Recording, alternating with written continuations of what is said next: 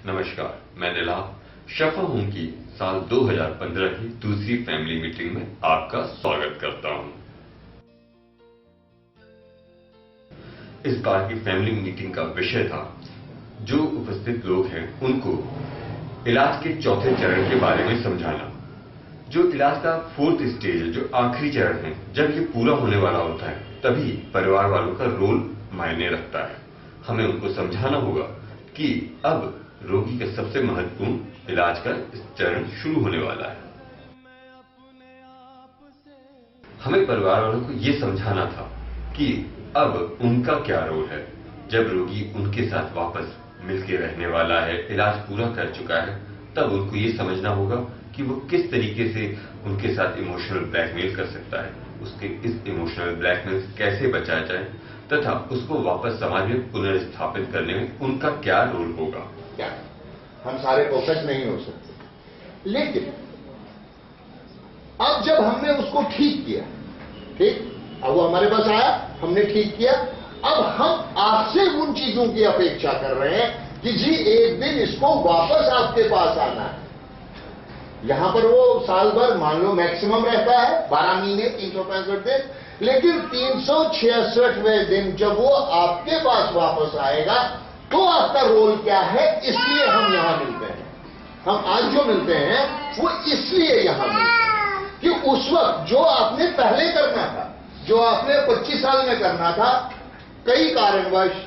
हम नहीं कर पाए। अब वो कहेंगे कि हमने तो अच्छा स्कूलिंग कराई इसको, जो दिल्ली का सबसे टॉप स्कूल था, हमने तो सबसे अच्छे ट्यूशन में रखवाया इसको, हमने तो सबसे अच्छा खाना खिलाया इसको, हमने तो सबसे अच्छे डॉक्टर दे दिए इसको, सबसे अच्छा सब कुछ किया। गड़बड़ हो गई। गड़बड़ ये होगी कि उनके पास उस आदमी को बात करने के लिए, समझने के लिए, उसकी भावनाओं को समझने के लिए समय नहीं था और ब्रेकडाउन हो गया। हम इसलिए, क्योंकि आपका एक रोल है, वो रोल मैं नहीं निभा सकता। जो रोल बीवी का है वो बीवी ही निभाएगी, वो मैं नहीं निभा सकता। जो रोल मां का है वो मां ही निभाएगी, वो मैं नहीं निभा सकता। जो रोल बाप का है वो बाप ही निभाएगा, मैं नहीं निभा सकता। हां, मैं ये कहना चाहता हूं कि हम आपके साथ हैं। जब वो यहां से जाएगा, हम और आप उसको मिलकर ठीक रख सकते हैं और गारंटी से ठीक रख सकते हैं। इस बात का महत्व और बढ़ जाता है क्योंकि जो हमारे यहाँ रोगी होते हैं उनके परिवार वालों का मानना है कि वो तो कभी नहीं चाहते थे कि उनका रोगी नशा करे, पर जाने अनजाने, चाहे अनचाहे, उन्होंने कभी ना कभी तो उसकी इस नशे की आदत में साथ दिया ही होता है। हमने क्या नहीं, हमें कैसा महसूस कर रहे हैं ये बात समझ के, हमें कैसा लग रहा है कि जब कोई हमें ये कह रहा है कि उस पेशेंट की ऐसा होने में हमारा भी योगदान था, हैं? बुरा लगता है। क्या हमें इस बुरे लगते हुए में ये भी लगता है कि यार मैंने क्या किया, नशा तो उसने किया, मेरे को क्या ठहरा रहे ये जिम्मेवार। उनसे ये कमी हो जाती है कि उसके बच्चे के ऊपर प्रॉपर ध्यान नहीं दे पाए या उस। अरे नहीं सर, ये तो आप जो मैंने कहा वो कह रहे हैं, लेकिन सर अक्सर ऐसा लोग नहीं समझते हैं सर। हम ये नहीं समझते हैं। हम समझते हैं यार मैं काम करता हूं, मैं काम करूं, ऑफिस जाऊं या उसको देखूं। अगर मुझे उसको दिखाने को बैठ गए जो हम एज परिवार समझते हैं, मैंने तभी कहा अगर मैं वहां बैठा हूं और मेरा पेशेंट हो यहां, मैं तो एग्जैक्टली यही सोच रहा हूं कि यार मेरा क्या रोल है यार, उसको नशा करना था, हम तो रोक ही रहे थे रोज उसको, हम तो उसको रुकावट कर रहे थे, हम तो उसको वो कह रहे थे, हम तो उसको डांट रहे थे, हमने तो उसके लिए 10 चीजें की, वो तब भी नशा करने लगा, तो मैं क्या करूं। मेरा काम बड़ा स्पष्ट है कि जब भी हम मानेंगे क्या, एग्जैक्टली, कि जब भी हम मानेंगे कि हमसे कुछ कमी रह गई तभी तो ठीक करेंगे। सो गलती का एक्सेप्टेंस इज वेरी इंपॉर्टेंट। इसी भावनात्मक चाल को समझाने के लिए इस फैमिली मीटिंग में जोर दिया गया। कई चीजें हैं जो आपके और हमारे कहने में थोड़ा सा मेल नहीं खा रही, बस प्रॉब्लम यहां है। प्रॉब्लम एक ही जगह पे है, वो मैं भी जानता हूं कि मैं भी आपकी जगह पे होऊंगा, मैं भी ऐसे ही बिहेव करूंगा शायद। तो वो है भावना, वो है इमोशनल, वो है इमोशंस, वो है भावना से उस आदमी के साथ डील करना। खाली जहां गड़बड़ हो रही है, जो गड़बड़ होगी वो इस भावना की गड़बड़ हो रही है। कि आप भावनात्मक कई जगहों पे अरे दे देना बेचारे को, माँ ही देव बाप को कहती है अरे कर लेना, जो वो कह रहा है कर लेना इसके लिए। अब वो कह रहा है, कसम खा रहा है कल से नहीं करूंगा, मान लेना एक दफा। और अब सब जान रहे होते हो कि ये कसम झूठी है, क्योंकि ये कसमें वो बहुत पहले खा चुका है और कई दफा खा चुका है। लेकिन फिर आपका मन करता है चल एक मौका, ये भावनात्मक। सो ये जो ये भावनात्मक गेम बन जाती है, ये गड़बड़ है। तो पहला सवाल है कि हमने ऐसी क्या चीजें हैं जिनको हमने विजुअलाइज करना है कि ये आदमी मेरे को कहीं और ले जा रहा है। क्योंकि एक बात का ध्यान आप जरूर रखेंगे, यहां से जाने के बाद वो 500 रुपए शराब की बोतल के लिए नहीं मांगेगा आपको। ऐसा पागल नहीं है वो कि यहां से जाने क्या कहेगा, मम्मी आज पौवे के लिए 500 रुपए दे दे, मम्मी आज 100 रुपए दे दे, मैंने स्मैक पीनी है। मम्मी वो नहीं करेगा, ये वो कुछ और तरीका अपनाएगा ये करने का। ये कह के कि मम्मी अब वहां क्या जाना, उनका तो धंधा है, उनका तो काम है मम्मी, वो तो कहेंगे ही मम्मी, उनको क्या, आपको क्या करना वहां, छोड़ो ना। अब आप चाह रहे थे ना मैं ठीक हो जाऊं, लो मैं ठीक हो गया, पिछले 10 दिन से नहीं पी रहा हूं। आप भी कहोगे हाँ यार 10 दिन से तो पी नहीं रहे, अब वहां क्या रह गया। यही तो ट्रैप है उसका, यही तो उसकी चूहेदानी में फल लगा दिया उसने आपके लिए पनीर। उसको पता है आप कौन सी पनीर खाओगे, कि मैं 10 दिन नहीं पीऊंगा, 10 दिन के बाद कहूंगा मम्मी अब वहां गया, अब वहां क्या करना है, अब तो मैं ठीक हूं, मैं काम करूंगा, पढ़ाई करूंगा, मेरे को पढ़ाई करवा दो, मेरे को काम करवा दो। उसको अच्छा लगता है ये, उसको पता है कि आपको ये बातें अच्छी लगती हैं। इन्हीं बातों को और ज्यादा महत्व देने के लिए कुछ उदाहरणों को वीडियो क्लिपिंग के द्वारा दिखाया गया।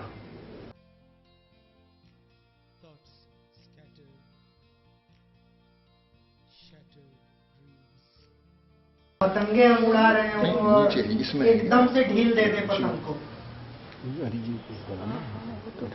बिना ये जाने कि अगर एकदम से ढील दे दिया तो फिर पतंग कट भी सकती है या फिर लौट के ना आए वापस। फोर्थ स्टेज ठीक ऐसा ही है कि हम ढील तो देते हैं लेकिन कमान हमेशा अपने हाथ में हम रखते हैं। ये ठीक वैसा ही होता है, खासतौर से आपके लिए आपका रोल वही होता है जबकि हम पहली दफे किसी को साइकिल चलाना सिखाते हैं और वो चला रहा होता है, पैडल मार रहा होता है और हम पीछे से पकड़े होते हैं। हम तब तक नहीं छोड़ते जब तक ये भरोसा ना हो जाए कि अब वो चला लेगा। अगर हम अधकचे जो स्थिति है, अगर उस दौरान जब उसने नया नया पैडल मारना सीखा है और हमने छोड़ दिया बस, तो गिरेगा, लड़खड़ाएगा और गिरेगा। ये फोर्थ स्टेज जो है ठीक ऐसा ही है। इस मीटिंग में basically you want us to have a neutral approach, right, कि उसके तरफ से वो चीजें आएंगी and you don't fall in that trap, be mentally strong. So do you have any standard verbiages for parents to use? जब बेटा बोले कि मॉम दिस मॉम दैट, पता मेरे को हंसी क्यों आ रही है, मेरे को हंसी इससे आ रही है जब भाई साहब आज तो आप आए, how are you related to whom? Gaurav के पिता से। You family friends. Okay, we are family. मुझे हंसी इसलिए आई, मतलब ना ये हमारा एक एटीट्यूड बना है शायद हमारे देश में ही कुछ कहानी है। जब भाई साहब पहले आते थे, भाई साहब मेरे को फैमिली मीटिंग में, क्या बच्चे थे अब भाई साहब मेरे को कहते थे कि अगर ऐसा कहाँ बुलाते हो बहादुर करते यहाँ, एक kind of do's and don'ts की एक लिस्ट दे दो, वो हमें दे दो, हमें क्या करना है क्या नहीं करना है, तो हम घर में पढ़ के इसको किया करेंगे। There are no shortcuts. ऐसा कोई हमने गैस नहीं खरीदी है, प्रेशर कुकर नहीं खरीदा है जिसमें लिखा होता है ये करिए और ये मत करिए, ऐसा कुछ। ये तो सिचुएशनल है, हमें नहीं। इस महीने हमारे यहाँ से कुछ लोग इलाज पूरा करके जा रहे थे, तो हमने सोचा कि ये अवसर अच्छा है उनकी बात सुनने का और उनसे जानने का कि उनकी चौथे चरण के बारे में क्या तैयारी है। जाता था आई वांट, मतलब जो भी मैं बोलता था मेरे को चाहिए होता था।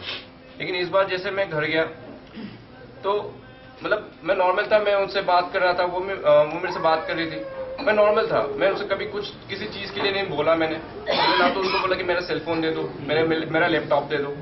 मतलब मैंने एक बार अपने लैपटॉप के लिए पूछा दीदी को, दीदी मेरा लैपटॉप कहाँ है, तो शी सेड मतलब अलमारी में रखा है, वो कहीं रखा है। तो मैंने उसके बाद उसको दोबारा नहीं बोला कि मेरे को मेरा लैपटॉप निकाल के दो, I want to use it. मतलब अगर पहले के सिनेरियो में होता तो मैं खुद जाके अलमीरा खोलता, निकालता। वो गिरेगा मतलब बच्चा। At first sir I don't have that confidence कि मैं अकेला बाहर जा सकूं। हाँ, बस ये कॉन्फिडेंस जब आ गया तो समझ लो अपना काम। देखिए कहानी क्या है, मैं इसको दो चीजों में क्लियर करूं, वो बात बहुत जरूरी, क्योंकि इसके सीखने में और आपके में अंतर है, क्योंकि आपने वो शब्द नहीं सीखे।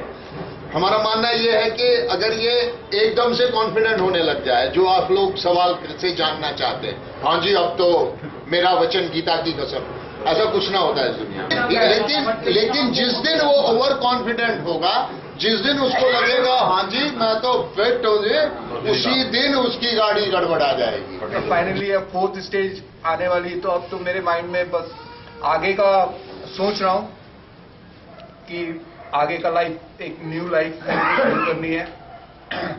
जो मेरी एडिक्शंस वगैरह हैं वो तो दूर की बात हो गई मेरे लिए, लेकिन मैंने यहाँ पर जो सीखा हूँ उस हिसाब से ही चलना चाहता हूँ। हर एक दिन को मैं लेकर के चलना चाहता हूँ। अगर कभी मेरे दिमाग में कोई थॉट्स आती है तो उसको नेक्स्ट डे पे टालना चाहता हूँ और आगे बढ़ना चाहता हूँ, मैंने रियलिटी में सेम डे। ट्रीटमेंट ने काफ़ी हेल्पफुल रहा मेरे लिए। मेरे को बहुत ज़्यादा मोटिवेट किया एक अच्छे लाइफ के प्रति। लोगों की शेयरिंग होती थी, यहाँ पे बर्थडे की शेयरिंग होती थी, बाहर से रिकवरी एडिक्ट्स आते थे, उन्हें सुनता था मैं, उनसे मैं मोटिवेट होता था, उनको देखता था सारी चीज़ों को। तो मैंने पूरे ट्रीटमेंट में एक्टिव ही किया और आज 12.5 महीने का मेंबर हूँ। डिस्चार्ज मेरा अनाउंस हो चुका है और एक्टिव करते करते कहीं ना कहीं वो सारी चीज़ें एक्शन में लाने की मैं भरपूर कोशिश करता हूँ। यहाँ पे जो भी चीज़ें होती थी मैं हर चीज़ को पॉजिटिव ही देखता था और आज आपके सामने हूँ। 12.5 महीने हो चुके हैं और आज एक अच्छी लाइफ जीने के लिए दोबारा से तैयार हूँ और ये थी मेरी शुरुआत। मैंने तब से काफ़ी सेल्फ इंट्रोस्पेक्शन किया, खुद से रोज जब भी सोने जाता था यहाँ पे रोज खुद से बात करता था, कल तक कर रहा था। मतलब जब भी सोने जाता हूँ 5 मिनट तो खुद से बात करता हूँ, अपने पास्ट के बारे में सोचता हूँ, जो घटनाएं घटी है मेरे लाइफ में नशे के चलते, और जो मैं सोचता हूँ फ्यूचर में वापस अकॉम्प्लिश करने के लिए वो सोचता था, तो काफ़ी पिक्चर क्लियर होता था मेरा। फैमिली मीटिंग का अंत एक प्रार्थना से हुआ, जिसके बाद रोगी अपने परिवार वालों से मिले।